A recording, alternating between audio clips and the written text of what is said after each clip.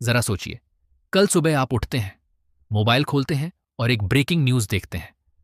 सरकार ने देश के हर नागरिक के बैंक खाते में 1 करोड़ रुपए भेज दिए हैं। आप खुशी से उछल पड़ते हैं। अब तो जिंदगी सेट है। आप अपने दोस्त को फोन करते हैं।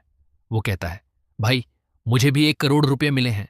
फिर आपको पता चलता है देश के हर इंसान को 1 करोड़ रुपए मिले हैं। शुरुआत में सब बहुत खुश होते हैं, लेकिन कुछ दिनों बाद एक अजीब चीज होती है। जो बाइक 1 लाख रुपए की थी, अब 10 लाख रुपए की हो गई। दूध 500 रुपए लीटर हो गया और एक छोटा सा फ्लैट 20 करोड़ रुपए का।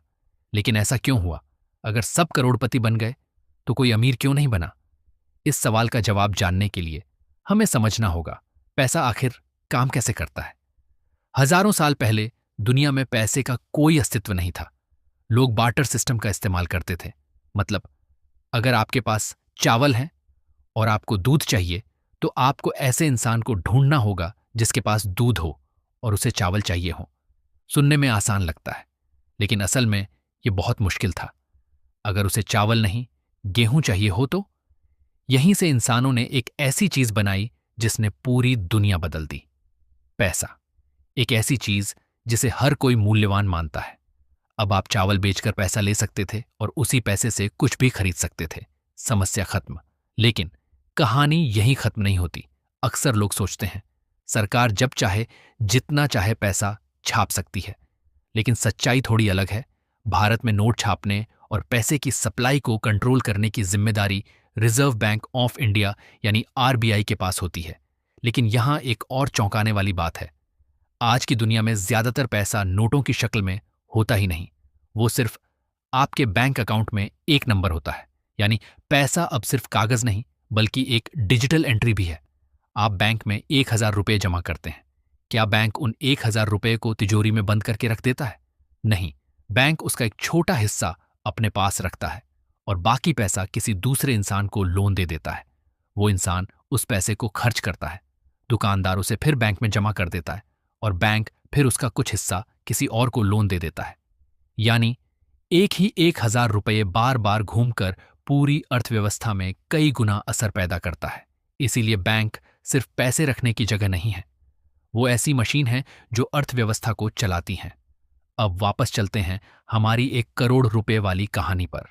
अगर हर इंसान के पास ज्यादा पैसा आ जाए तो क्या अचानक ज्यादा घर बन जाएंगे, ज्यादा गाड़ियां बन जाएंगी, ज्यादा खाना पैदा हो जाएगा? नहीं, चीजें उतनी ही रहेंगी, लेकिन उन्हें खरीदने वाले लोगों के पास पैसा बहुत ज्यादा होगा। तब दुकानदार क्या करेगा? वो कीमत बढ़ा देगा। और यही कहलाता है महंगाई यानी इन्फ्लेशन। जब बाजार में पैसे की मात्रा चीजों की मात्रा से ज्यादा हो जाती है तो कीमतें बढ़ने लगती हैं। और अगर ये बहुत ज्यादा बढ़ जाए तो उसे कहते हैं हाइपर इन्फ्लेशन।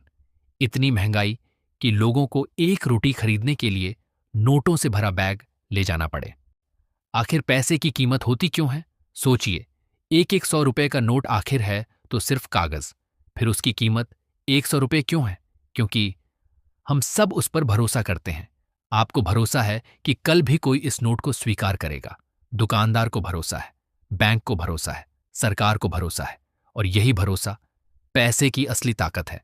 तो अगली बार जब आप अपने हाथ में पैसा देखें तो याद रखिए, ये सिर्फ कागज नहीं है, ये सिर्फ एक नंबर नहीं है, ये है भरोसा। एक ऐसा सिस्टम जिसे इंसानों ने बनाया और जिस पर आज पूरी दुनिया चल रही है। और यही है पैसा आखिर काम कैसे करता है। लेकिन एक सवाल अभी भी बाकी है, बैंक आखिर पैसे को बढ़ाते कैसे हैं? ये जानेंगे अगली वीडियो में। जरूर बताना कि वीडियो कैसा लगा और किस टॉपिक पर नेक्स्ट वीडियो बनाया जाए। Thank you for watching.